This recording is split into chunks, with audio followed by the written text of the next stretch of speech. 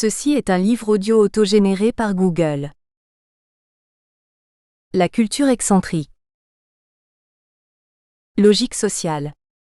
Collection dirigée par Bruno Pequigno.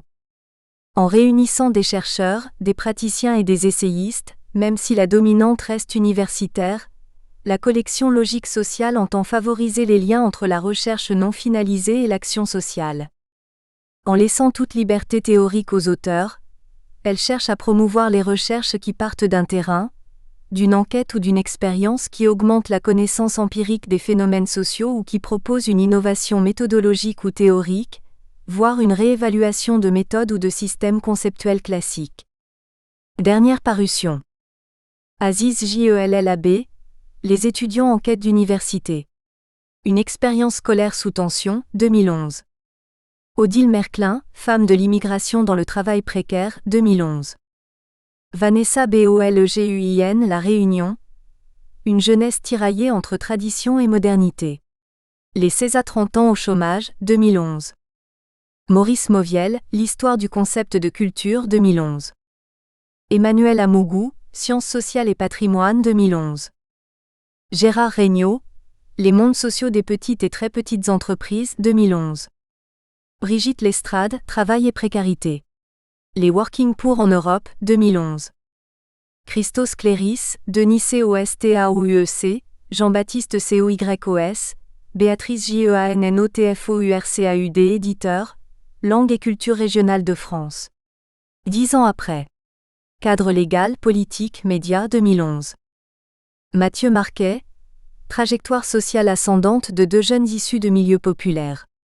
Récit de vie, 2011. Jean-Claude Ndungutse, Rwanda. Les spectres du Malthus, mythe ou réalité, 2011. Lina Bernabotto, Ces choses non dites et qui font leur chemin, 2011. Bénédicte Berthe, Le sentiment de culpabilité et les sciences économiques, les promesses d'une nouvelle relation, tome 2, 2011. Bénédicte Berthe, Le sentiment de culpabilité et les sciences humaines, la richesse d'une ancienne relation, tome 1, 2011. Anne Kova, Féminisme et néo-malthusianisme sous la Troisième République, la liberté de la maternité, 2011. HLETHIERRY, Sauf qui peut la ville. Étude lefèvrienne, 2011.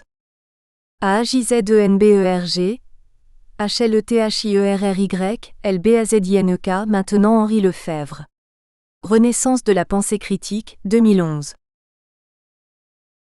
Isabelle Papio. La culture excentrique. De Michael Jackson à Tim Burton. L'Harmattan. Copyright L'Harmattan, 2011.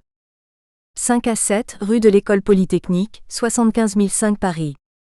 http://www.librairieharmattan.com.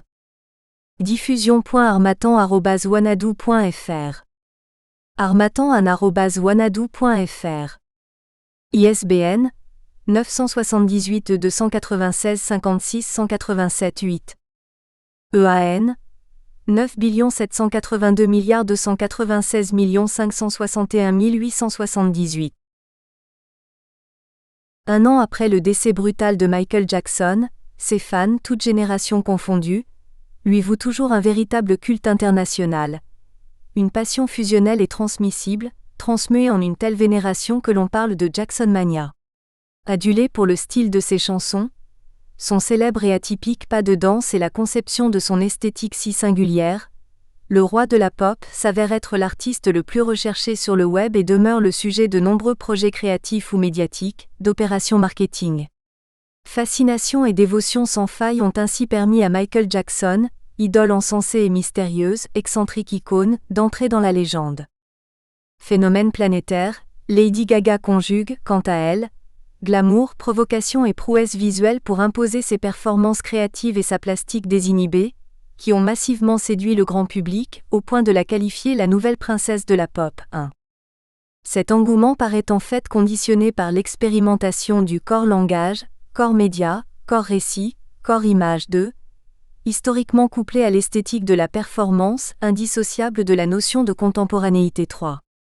Lié aux industries culturelles et médias, Les nombreux vecteurs de transmission actuels, notamment Internet, sont perçus comme des outils de communication brouillant aujourd'hui les limites entre culture légitime et illégitime, évoquées par Pierre Bourdieu, entre culture et distraction, culture savante, au sens de la culture académique, et culture populaire 4.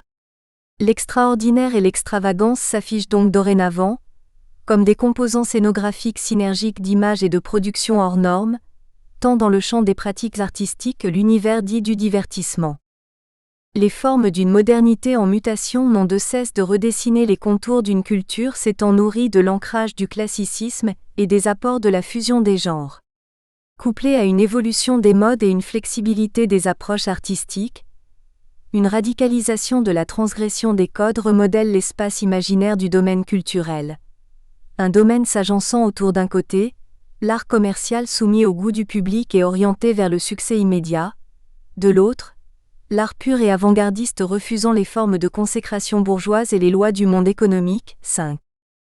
Si étymologiquement le mot excentrique distancie des habitudes normatives et devient donc synonyme de singularité, cet adjectif conjugué avec la locution culture semble faire l'objet de représentations croisées avec les termes décalés, fantasque, audacieux, excessif, extravagant, extraverti, extraordinaire, bizarre, voire grotesque au sens du discours hugolien XIX-iste.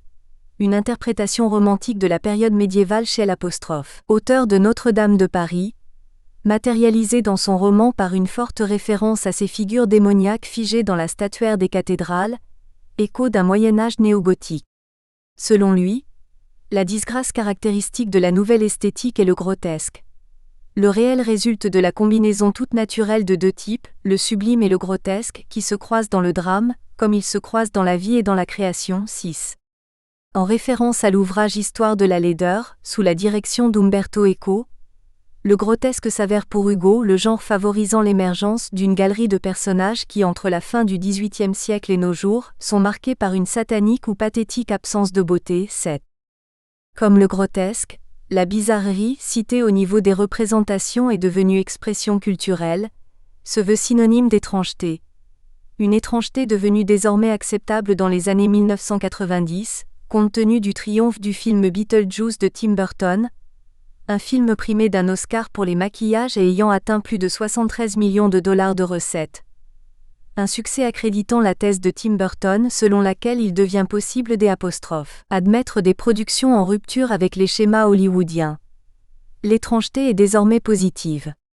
L'étrangeté devient convenable. L'étrangeté a du succès. 8. En réponse au goût du public, la culture excentrique au sens large impulse en fait une mouvance débridée, déclinée en dispositifs de création diversifiés. Des dispositifs qui puisent dans le registre de l'absurde, de la provocation, du psychédélique, du fantastique, voire d'une forme d'extravagance iconique alambiquée ou de maniérisme revisité enchanteur, immergeant l'un et l'autre dans un monde onirique, pour pénétrer l'univers de la haute couture, du cinéma, du spectacle vivant sous toutes ses formes. Générant une réévaluation atypique des modalités esthétiques et d'un champ de l'expressivité légitimée, la transcendance des cadres référentiels joue donc avec les limites, distille une poétique de l'originalité, féconde un développement s'appuyant sur un décalage emblématique, de nouvelles postures et réflexions formelles, thématiques, génériques, picturales. Une flambée de clichés insolites colorant aujourd'hui de façon prégnante l'art en tant qu'univers strictement autonome neuf et la culture marchande. En prenant appui sur un corpus de références singulières et de productions dont la médiatisation rend visible à une large échelle, l'atypisme iconique ainsi que le non-académisme, corpus inscrit dans la séquence temporelle de ces dernières années, choisi comme base référentielle de la mesure de distanciation aux modes et pratiques dominantes que dicte en particulier le phénomène de mondialisation, il convient de s'interroger sur la nature du traitement actuel de l'excentricité culturelle et ses processus de création. Ce traitement s'appuie-t-il sur des références culturelles historiquement académiques et peut-être universelles ? Est-il favorisé par l'évolution des stratégies marketing marquées, notamment par l'émergence du clip vidéo dont les signes iconiques conjugués à des postures en mouvement, une théâtralisation des codes vestimentaires et de la mise en scène, permettent au corps de renvoyer de l'image, son image 10 ? Dans notre société où l'impact télévisuel, renforcé par la collusion de l'image et du son, privilégie largement l'apparence physique et mise sur la gestion d'image des artistes du Star System. Le poids du visuel en général incite-t-il un artiste à cultiver l'originalité de son apparence? À une époque singularisée par l'invention croissante des nouvelles technologies, effets spéciaux, cadres virtuels, capture de mouvements, images de synthèse, 3D relief, ce traitement de l'excentricité use-t-il de ces dispositifs pour surdimensionner le jeu entre la normalité et le décalage? Dans l'ouvrage Histoire de la laideur, sous la direction d'Umberto Eco, il nous est rappelé que l'ascendance des idées romantiques a généré un décalage de l'attention de la nature vers l'art, la seule activité pouvant nous permettre de réaliser la valeur esthétique. Il y est relevé que la beauté n'est plus l'idée dominante d'une esthétique. 11. Ainsi, de quelle façon l'excentricité, précisément, est-elle devenue élément artistique et s'affiche-t-elle aujourd'hui comme une composante esthétique? Le baroque revisite, un DEPAYSEMENT luxuriant et ressourçant. Le baroque n'a cessé d'évoluer vers un néo-baroque insolite, empruntant ses codes aussi bien aux signes symboliques qu'aux identifiants du style XVIIe sédiment de l'imagerie de la contre-réforme. Un néo-baroque fantastique, qui puise ses sources dans l'historicisme et les archétypes du mouvement, réinventé dans sa modernité en cette période jouissive et marquée par une attitude réflexive sur la quête de valeur. La référence à un baroque contemporanéisé, qui réactive la magie de l'illusion, insuffle des mises en scène inédites et joue avec les nouveaux matériaux, semble ainsi renouveler dans un univers en mutation, les clichés d'un imaginaire coloré et l'image d'une théâtralité immodérée, devenue aujourd'hui composite. À la symbolique baroque et la PPETENCE d'essence. Reconnu comme le fils par essence même de l'Église catholique en pleine réappropriation de ses sphères psychiques et territoriales, le baroque fait l'objet d'un engouement certain. Un engouement s'appuyant sur l'enthousiasme du baroque tout en plis, courbures, trompe-l'œil qui se joue de la vision jusqu'au vertige comme autant de malin génie. Dans la logique de l'esprit baroque, les emblèmes, sustentés de symboles et de métaphores, sont estimés être autant de commutateurs culturels, positionnés individuellement au cœur d'un canevas de références poétiques, rhétoriques, picturales, et faisant écho aux pratiques festives d'eux. Ainsi, les scènes de genre hollandaises XVIIemistes semblent se référer aux symboles et emblèmes dont il est question, en valorisant, comme le démontre Klucker, la représentation des 5 sens, dans Le départ de l'auberge, de Jean Steen, et tout particulièrement, la vision 3. Il se dégage des clichés attributs de vitalité et de jubilation, la découverte d'un paradis de sensations délicieuses. 4.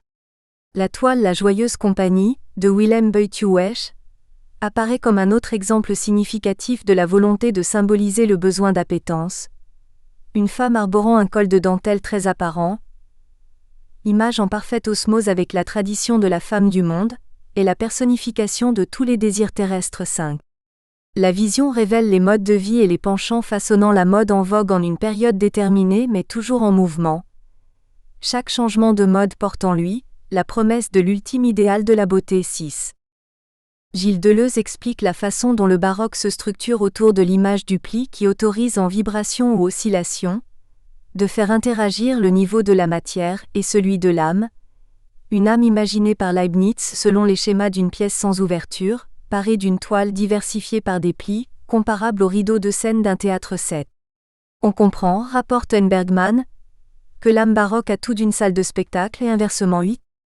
La prédilection pour les scénographies recherchées et éclairées, les modèles empruntés aux arts plastiques, la magnificence matérialisée en spectacle, l'ambition de séduire, voire d'enchanter, trouvent leur source dans les figures essentielles des allégories et symboles du baroque. Un constat renforcé par le discours de l'artiste peintre Pierre Perrol, sensible à l'ancrage de l'héritage baroque. Le passé, déclare-t-il, nous a enseigné que cette constance culturelle qu'est l'esprit baroque traverse le temps et surgit là où on l'attend le moins. Il ajoute, si l'apparition du baroque au XVIIe siècle fut une réaction à l'austérité 14 protestante, nous pouvons établir un parallèle avec notre époque convulsive qui cherche à s'opposer aux excès du minimal en réactualisant des goûts plus mouvants, reflet d'inquiétude sinon spirituelle, du moins métaphysique. 9. Si l'exigence lyrique paraît s'être distancée depuis le surréalisme de la conscience artistique contemporaine, Elle est censée s'être remodelée pour réapparaître dans les domaines du cinéma, de la décoration et de la mode. Le baroque d'aujourd'hui se distingue par sa richesse, son lyrisme, et sa théâtralité anti-New Age. 10. Ainsi, un goût affirmé pour le baroque revisité, tant au niveau du style vestimentaire que du décor ambiant, oriente le traitement esthétique d'un certain nombre de films, de spectacles vivants et de défilés happening. Il convient de remarquer à ce propos que l'expression happening, reposant sur la stratégie d'un dialogue entre émetteur, concepteur, acteur et récepteur, couvre différents champs artistiques non étanches à ce mode langagier et sollicite, en fait, comme le souligne Jean-Jacques Lebel, tous les sens 11. B. Le NEOBAROQUE. La sublimation au PERATIQUEDMATIERES et de la lumière. Originalité fantasque, extravagance, exhibition, servent un baroque révisionné qui va ainsi pénétrer l'univers de la décoration aujourd'hui sensible à l'excès et non réfractaire au brassage des tons flashy, des matières tape à l'œil, dorure, plexi, cristal. La modernité d'un baroque décalé est, entre autres, l'option choisie par la maison Provence et Fils pour métamorphoser des meubles imprégnés du style baroque en mobilier vecteur de jouissance d'un art de vivre voulu rock'n'roll. Une gamme dont la touche contemporaine repose sur l'association du plexiglas S et de la laque 12. La 15 réémergence du style baroque, mais actualisée, pourrait être le fruit des progrès réalisés dans les techniques au laser, dans la mesure où ce dernier permet de découper désormais facilement plexiglas et acier, deux composants pouvant dorénavant être travaillés, par exemple, en volute ou arabesque. L'élaboration de formes sophistiquées, piétement de tables raffinées, médaillons de chaises transparentes, moulures ornementant les accessoires décoratifs, est donc devenue possible en usant de l'amélioration de la technique de moulage et des propriétés des nouveaux plastiques. La référence aux teintes noires, or ou argent nuance ce baroque, d'un souffle de modernité que peaufine le recours aux teintes vives.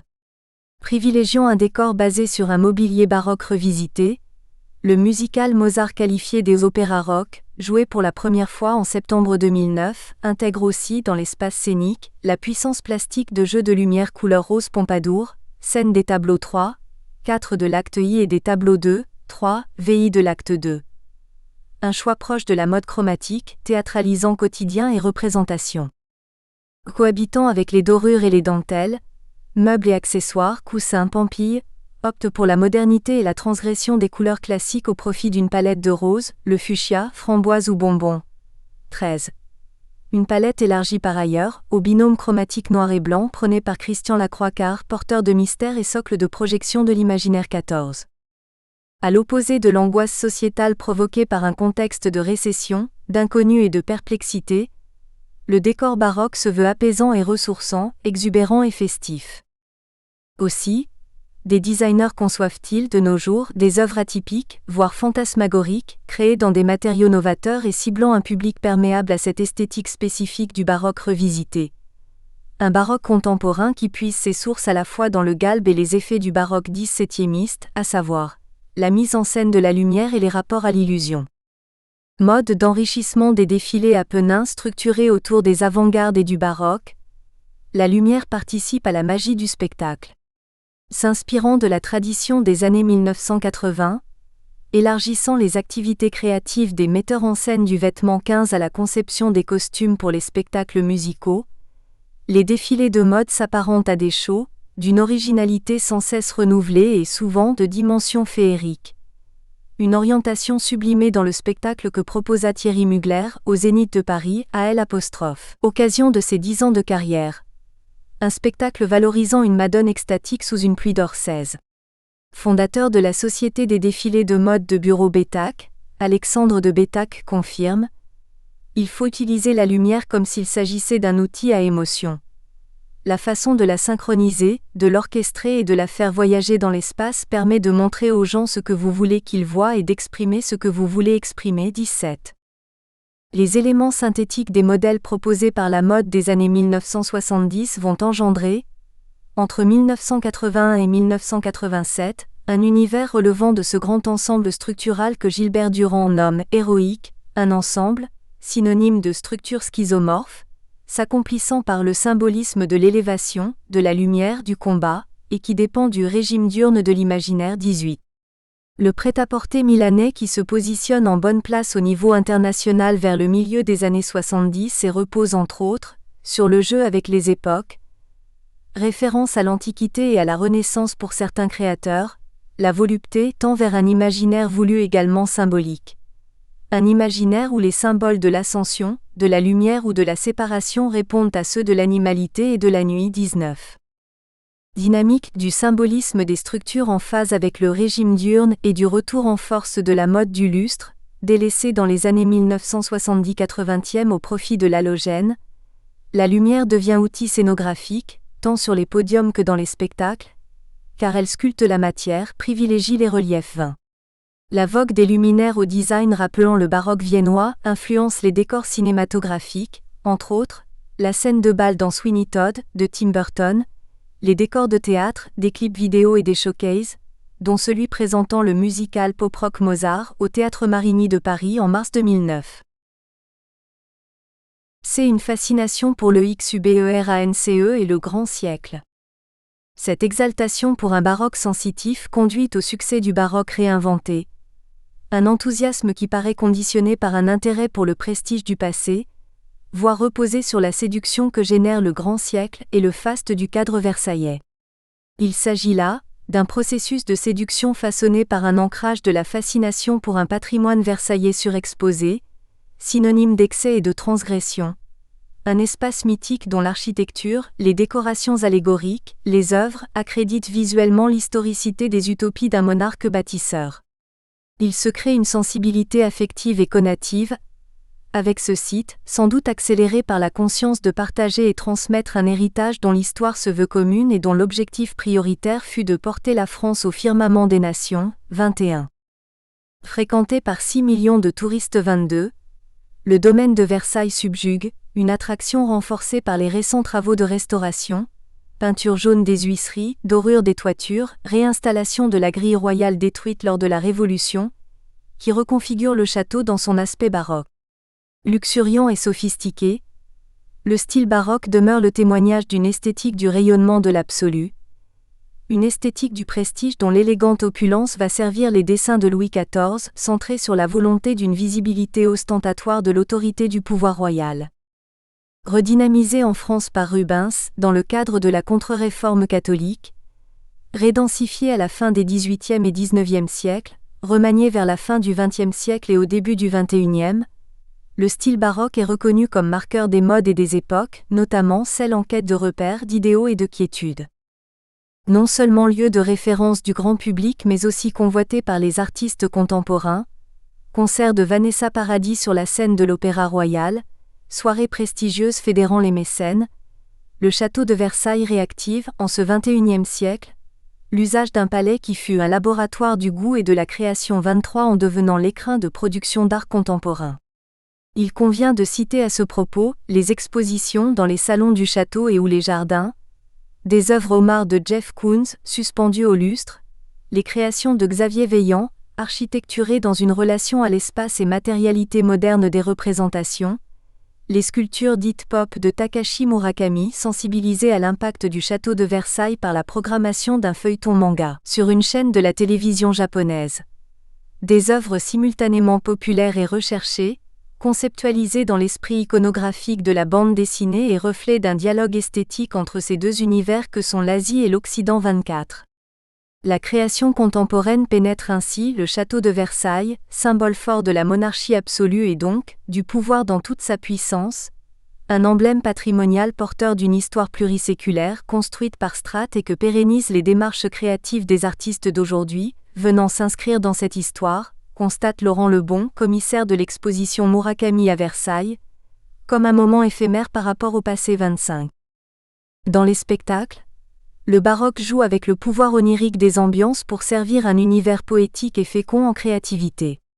Participant à la magie du cadre, il est utilisé de façon référentielle, motif d'époque connoté d'une certaine faste, mais traité de façon très moderne, utilisation, comme nous l'avons vu, de nouveaux matériaux, référence à une palette de couleurs vives et luminescentes. Comme nous l'avons observé, la lumière immerge le spectateur dans un univers scénique festif.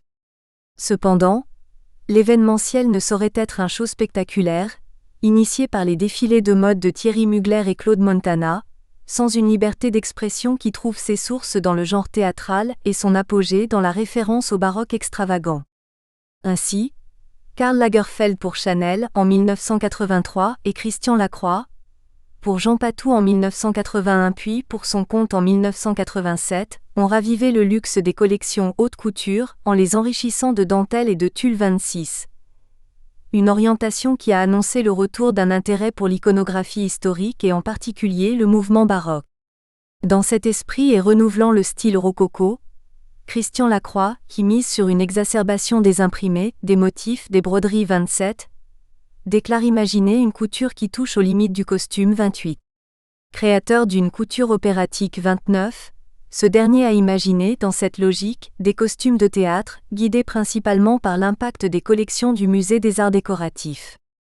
C'est devenu, dira-t-il, une conversation entre des pièces issues du Musée de la Mode et mes propres pièces 30, une inspiration renforcée par la découverte de certaines productions de plasticiens contemporains, sa fascination d'enfant et d'adolescent pour les œuvres du Musée Réatu d'Arles 31. Il s'opère alors un croisement, une démarche créatrice inventive, devenue fusionnelle, entre les courants émergents de la haute couture et la conception de costumes relevant purement du registre théâtral. Le costume de théâtre, comme celui de certains spectacles musicaux, va donc parfois témoigner esthétiquement du fantasme moderne des raffinements et outrances stylistiques de l'histoire. Dès le mariage de l'univers de la mode et des COTUMES de Cine. Dans le musical pop-rock Mozart, le chanteur-comédien incarnant le rôle-titre porte, selon la tradition de la mode 18e, des justes au corps, avec poignets, rabats de poche ornés et brodés, gilets, culottes ajustées et bas de couleur sombre. Toutefois, en résonance avec les tableaux et les paroles des chansons, l'authenticité sera émaillée de cette touche de modernité brouillant les références et les époques. Une touche de modernité permettant une identification-projection des cibles, essentiellement jeunes et féminines au niveau des spectacles musicaux, en dehors de l'espace-temps. Le juste au corps de Mozart est par exemple conçu dans différentes scènes de ce musical, à partir d'un imprimé léopard. Un choix, en harmonie avec les tendances de la mode automne-hiver 2009 à 2010, 2010-2011 est privilégié notamment dans le défilé d'Emmanuel Ungaro, qui confère une allure féline aux tonalités de liberté indomptable, en résonance avec le texte de la chanson L'. Opéra 32. En osmose avec la volonté d'exprimer visuellement, symboliquement, le caractère libertaire et transgressif de Mozart, dont l'indépendance revendicative est à l'origine de sa métamorphose dans cette comédie musicale, en icône rockstar. Le choix d'un imprimé léopard n'est pas non plus sans évoquer l'option d'intégrer dans ce spectacle la dimension libertine des intrigues galantes du compositeur phare. Associé à l'idée de jouissance que renforce à travers plusieurs scènes le jeu du baiser sensuel, lequel, comme le souligne le philosophe Edgar Morin, est l'expression profonde d'un complexe d'amour qui érotise l'âme et mysticise le corps. 33. La sélection d'un tel imprimé amorce en fait l'usage dans le tableau V acte 2 de ce même musical, d'une matière synthétique particulièrement suggestive. Le latex noir qui renvoie au niveau des représentations à la notion de fétichisme du cuir et qui, travaillé ici dans un stylisme se référant à l'exploitation de lanières, permet une exhibition de la peau donc du corps. Attribut du champ pictural de la sensualité, le motif léopard réactive en fait, dans ce spectacle, les images d'un glamour reposant généralement dans les comédies musicales, en termes de réceptivité sur un surinvestissement d'une sentimentalité romanesque. Une sensibilité qu'émoustille, outre les qualités vocales ou performatives des protagonistes et une intrigue qui se veut un plaidoyer de l'amour, la cristallisation de sentiments éveillés par l'appât de la beauté physique. Le recours aux matériaux symboliques, à la projection d'un état affectif répondant aux attentes psychiques, imaginatives du public, est prototype pour ce dernier d'une approche platonicienne de l'amour fantasmé. 34. Il est parallèlement fait usage de ce motif léopard pour concevoir des œuvres dans le champ des arts plastiques, ainsi qu'en témoigne par exemple l'élaboration de l'installation d'Arnaud Labelle-Rojoux présentée lors du Festival d'art performance le printemps de septembre 2010 de Toulouse. Une mise en scène d'objets dont l'un, au moyen précisément de ce motif, métamorphose la vanité, un genre par essence même baroque, en une création forgée sur la contemporanéité. 1. La dimension d'une consommation émotionnelle et sensorielle. Ce type de surinvestissement optique s'avère en phase avec la progression inscrite dans une suite de 3 séquences historiées, des stratégies de consommation liées à l'évolution de la société et marquées par les 30 Glorieuses. Une progression matérialisée par l'accroissement exponentiel des iconographies médiatiques et publicitaires qui, sous une kyrielle de signes légers, frivoles, hédonistes 35, galvanise dans une deuxième étape correspondant à la deuxième décennie de L'. Après-guerre, les jouissances minutes 36 rendent désormais ostensibles les rêves de l'éros, de confort et des loisirs 37. Cette étape déconstructive de l'intransigeance des codes conventionnels ambiants se veut en cohérence, comme le souligne Gilles Lipovetsky, avec la seconde révolution individualiste 38. Une phase empreinte de la vénération de l'épicurisme, de la primauté du rapport à la psychologie et la privatisation de la vie 39, une phase qui génère, en une période dite d'hyperconsommation, un acte d'achat pulsionnel guidé par des mobiles personnels répondant aux agréments entre autres, émotionnels et physiques, sensoriels et esthétiques, divertissant 40. Le philosophe Gilles Lipovetsky remarque précisément que, dans la troisième phase du processus, plus s'amplifie le développement de la marchandisation des modes de vie, et plus se renforce l'importance du noyau affectif dans l'espace privé 41. L'univers de la consommation monde ne met pas fin au principe de l'affectivité sentimentale, il le consacre en tant que valeur supérieure, corrélative de la culture de l'individu, demandeur d'autonomie 42. C'est ainsi que la culture de l'amour se généralise dans la proportion même où s'intensifie tout à la fois la dynamique de l'individu et celle de la marchandisation des besoins, 43. Ce constat se concrétise par la recherche de l'intensification des plaisirs de la vie, des désirs de satisfaction, le culte de l'instant vécu 44, la promotion d'une culture axée sur les effervescences festives, la quête des sensations et des extases en tout genre 45. La plupart des comédies musicales françaises, dont la fréquentation correspond en majorité, comme nous l'avons mentionné, à une typologie de population féminine et jeune, pérenniseront particulièrement, depuis le spectacle musical Notre-Dame de Paris 46, la prévalence de l'émoi sensuel, qui est par essence même au cœur du roman sentimental couplé à la littérature populaire. Cette récurrence thématique de la sentimentalité, fusion de galanterie et de sensualité, apparaît alors comme l'héritage de l'ancrage de la mémoire du romantisme qui a placé les sentiments au centre des pensées des êtres en quête d'exacerbation d'idéal et d'absolu 47. Telle est également l'orientation de la récente comédie musicale Casanova 48, de Daniele Martini, produite par Pierre Cardin, créateur par ailleurs des 70 costumes de ce spectacle. Une comédie musicale dont la thématique est centrée sur la vie privée et affective de Giacomo Casanova, ce virtuose des sens 49. Présentée le 12 juillet 2010 à Venise, Piazza San Marco, en première mondiale, elle a notamment été interprétée 2 jours plus tard, lors de la 10e édition du Festival de Lacoste, également produit par Pierre Cardin, sur le site de l'ancienne demeure du marquis de Sade. Si certains spectacles musicaux français des 10 dernières années se sont inspirés d'icônes de l'histoire, Le Roi Soleil 50, Cléopâtre 51, Anne de Bretagne 52, ou des arts, Mozart qualifié des apostrophes, Opéra rock 53, la comédie musicale Casanova de De Martini cible un personnage phare de la galanterie 18e. Un écrivain éclairé, séduisant conteur, musicien, danseur, adroit au jeu, dont les extraordinaires aventures, multiples conquêtes, vie sulfureuse, surprenante évasion de la prison des plombs, couplées aux mythiques images de Venise, transcendent l'imaginaire.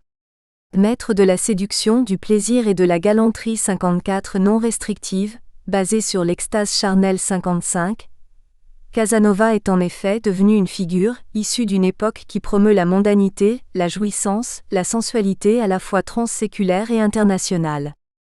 Cultivant une insouciante liberté qui le rend enclin à l'éphémère, lié aussi bien à des stratégies séductrices qu'à une quête sans cesse recommencée, de l'amour et de la satisfaction, Casanova est demeuré dans l'imaginaire collectif, cet habile intrigant qui a su privilégier le jeu mondain et l'esthétique. 56.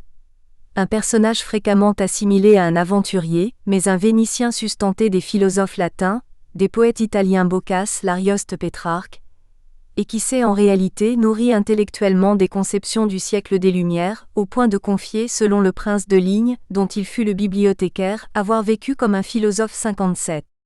L'impact de cette sensibilité à l'enseignement des Lumières aura été dynamisé par son séjour à Paris, où il repéra une réalité troublante, séduisante pour la gent masculine. L'omniprésence des femmes, leur esprit, leur audace libertine, des femmes que la liberté prenait par les philosophes éclairés et qu'elles avaient récemment obtenues, stimulaient à agir désormais en sujet de désir et de se conduire publiquement comme des individus conscients d'eux-mêmes. 58. Casanova s'imprégna donc des lumières qui séparèrent la vision de la beauté humaine de toute vision divine. 59. Et engendrèrent un courant sentimental, affiché en France à partir du deuxième quart du XVIIIe siècle 60. Un courant sentimental jouant avec la beauté comme avec l'émotion. 61. Nous espérons que vous avez apprécié cet aperçu. Pour continuer à écouter ce livre audio sur Google Play Livres, utilisez le lien dans la description de la vidéo.